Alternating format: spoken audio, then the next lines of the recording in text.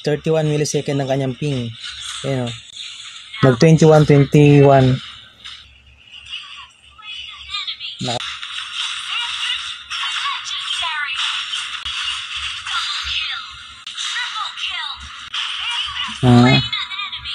Hello, what's up mga idol?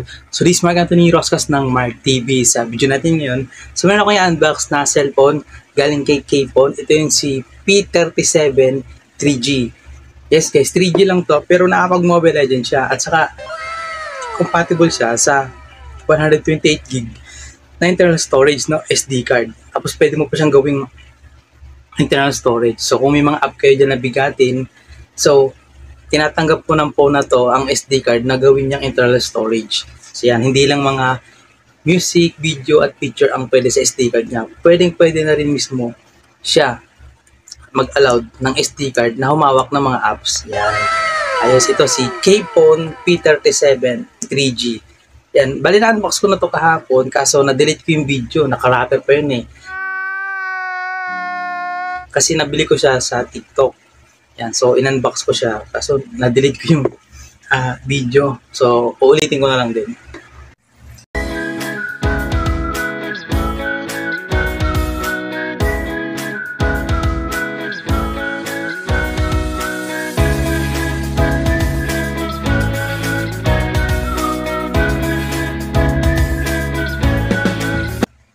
So ito na po yung Kphone. Wala na po siya dun sa wrapper niya na parcel kasi wala na po yung video ko na ganun. Ginawa ko to ng video kahapon kaso na-delete ko yung video. Sayang. So binalik ko ulit sa box tapos papakita ko sa inyo. So yan, ito siya. Ito yung design ng kanyang box. Kphone 3G P37. Tapos display daw niya ay 5.5 IPS QHD. Ibig sabihin quality HD. Front camera 5 megapixel, 8 megapixel ang back camera. Yung RAM niya is 1 gig, yung ROM niya ay 8 gig. Yung ibig sabihin pala ng ROM ay internal storage. Okay. Pero huwag kayong mag-alala kasi compatible to sa 128 gig na micro SD card. Ininstall ko siya ng SD card na galing na pang Samsung. Yan. UHS na SD card. So mga mabibilis na SD card ang nilagay ko dito. Yan, dual SIM card, dual standby, Android 9, 3200 mAh battery. May face unlock pa, saka may fingerprint ito, pero yung fingerprint niya parang fake. So, pakita ko sa inyo. Yan. Pero ang kagandahan nito kasi nakapag-Mobile Legends siya. Yun, no? Pakita ko sa inyo ha. Unbox na natin. Yan. Tapos, tanggalin natin itong laman.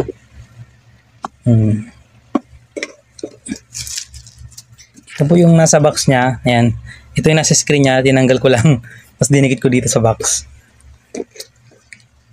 Ito na po yung phone. Magkakasama na yung battery sa case. Magkakahiwalay po ito eh. Pinagsama ko na para di na ako mahirapan. Tapos may kasama siyang eco bag na gawa ng Kphone. Buti pa si Kphone meron. Si Cherry Mobile wala. Saka si Tecno. Saka si Infinix Idol. Wala silang mga ganito. Buti pa si Kphone meron. Yan. Sayang wala silang store dito sa SM. Ito yung charging brick, charging cable. Tapos ito magandang headset kasi meron siyang foam. Tapos ito estante. Pwede mong patayuan ng cellphone mo. Yan. Estante yan.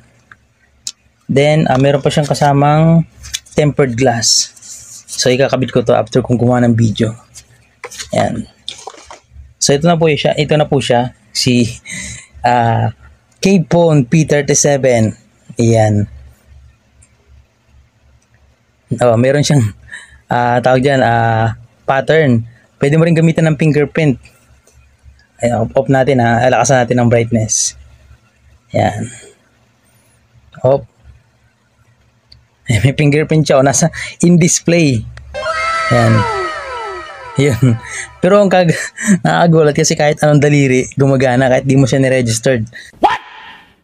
Yun nga lang yung downside sa kanyang fingerprint. Pero legit ang kanyang legit ang kanyang pattern. Tapos hindi ko rin mapil yung face unlock niya kung legit. Yan. Basta yun yung mga downside niya. Alam niyo ba kung magkano ito? 1,160 pesos. So almost 1,000 lang. Itong phone na to, 1,000, napakaliit. Oh, sabihin ko na sa inyo, ang camera niya hindi kagandahan. Yan. Pakitaan ko na kayo ng mga sample dyan ng camera.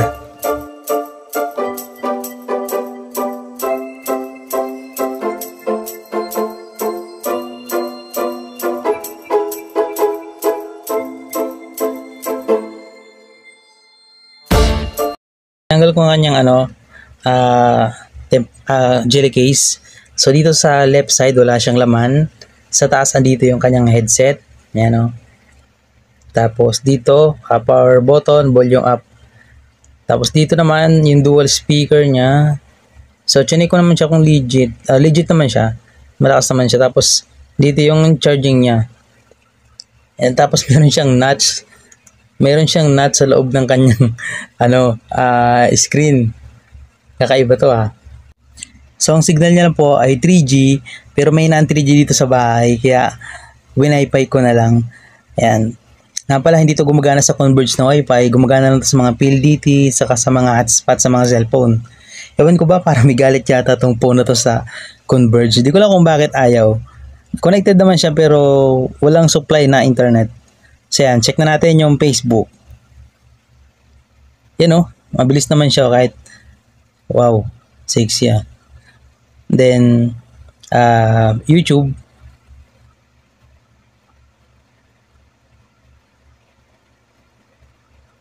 Mag-open ka na, YouTube.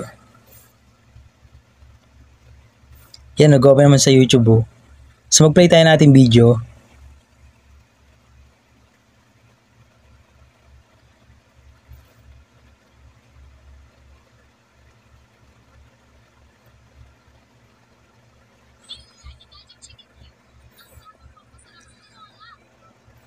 May ads nga lang. Lakasan ko. Sa video natin ngayon, so nagpadala si Google ng Google AdSense pin sa akin. So, nandiyan yung... Siyan, lumakas din naman siya. Then next, TikTok. Try natin yung TikTok, kung pwede siya TikTok.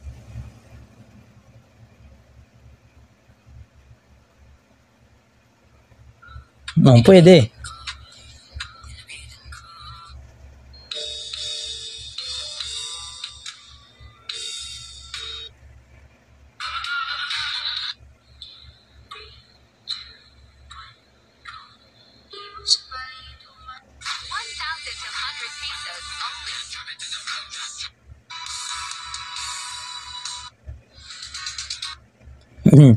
Ayos.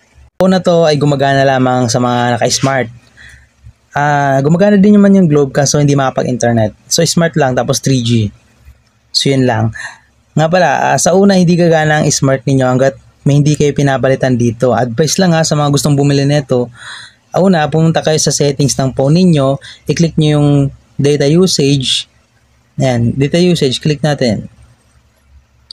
Tama ba? O mali yata ang pinuntahan ko more pala, sa more. Then click natin cellular network. Tapos i-edit natin yung access point name. Hanapin niyo yung access point name. Yan. Click natin yung smart internet. Yung IPv4 kasi naka IPv4, IPv6 siya. So kaya hindi siya nagko-connect sa internet. Kasi hindi bagay ang IPv4, IPv6 sa mga 3G. So ginawa ko siyang IPv4. Yun, nagkapag-internet na siya. Yan, sa ano yun sa smart and talk and text. Sa Globe wala talaga magagawa. Yan lang. Tapos sa Wi-Fi, pwede ang public Wi-Fi, PLDT, mga SIM card na hotspot, pero sa Converge hindi talaga gumagana. Pasensya na. Oh my God! Okay, laro na tayo. Ito yung po nagamit ko. Tinanggal ko yung casing. Start na.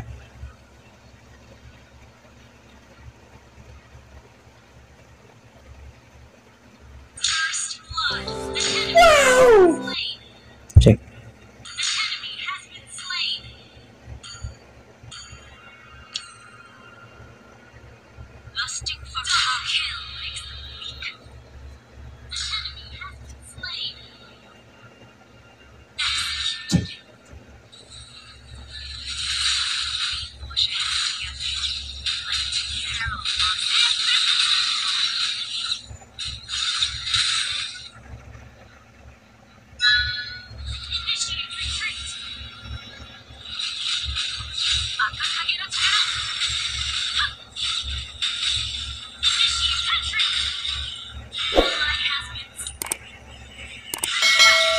Medyo ma-frame drop siya pero hindi naman siya lag.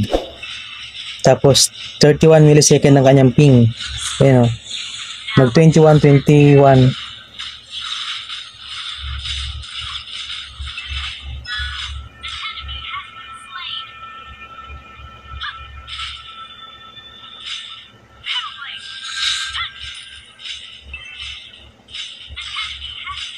Ano sabi niyo?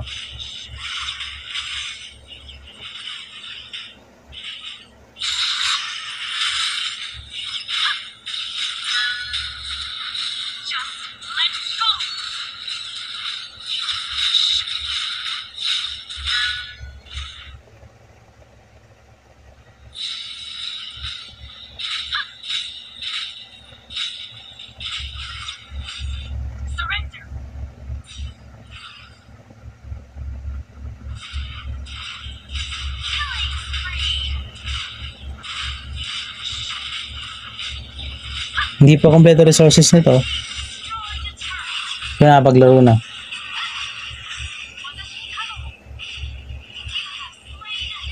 Nakapatay din. Natatakpan ko yung speaker niya. Tatakpan ko yung speaker dito.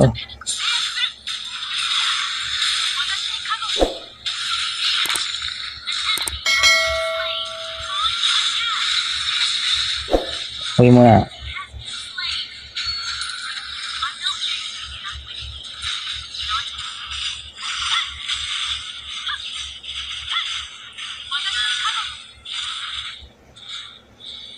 Balik sa base.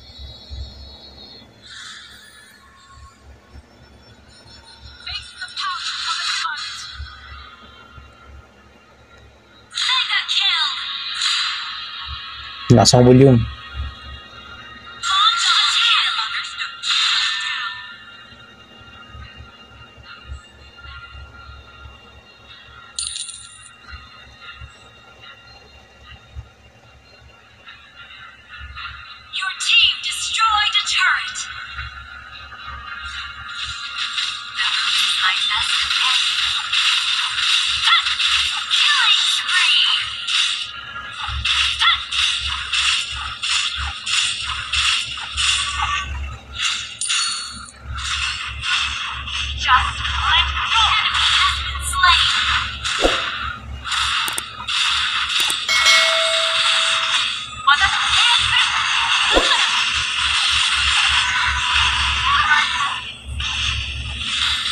Taas mo nga.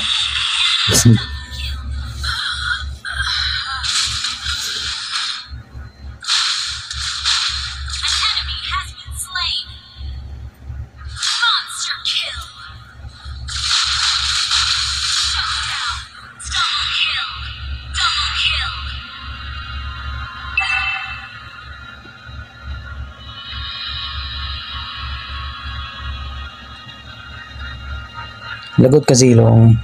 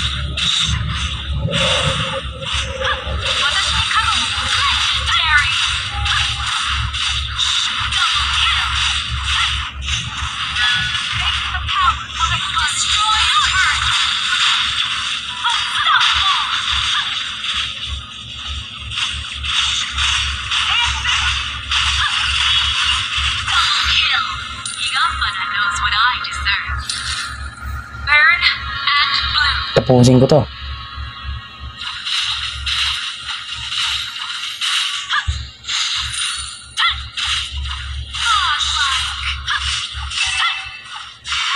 Walang cut-cut.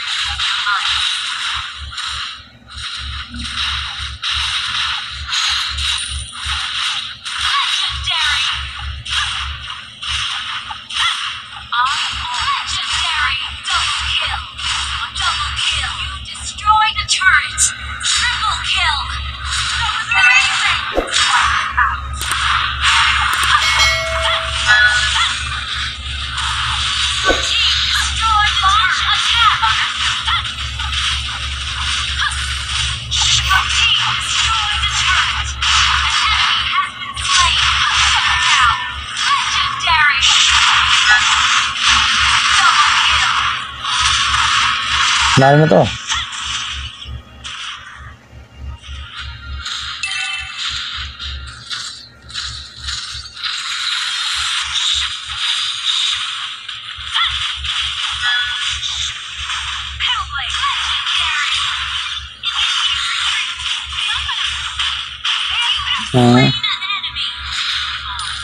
Nalo to. Oh, dali pa ako dun ah. Isang buhay na lang, tapos na to.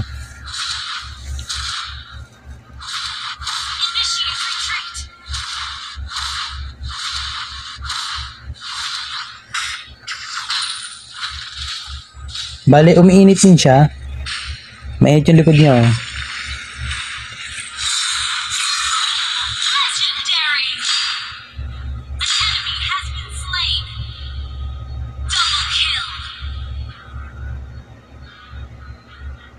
Uy, panalo na. Panalo na.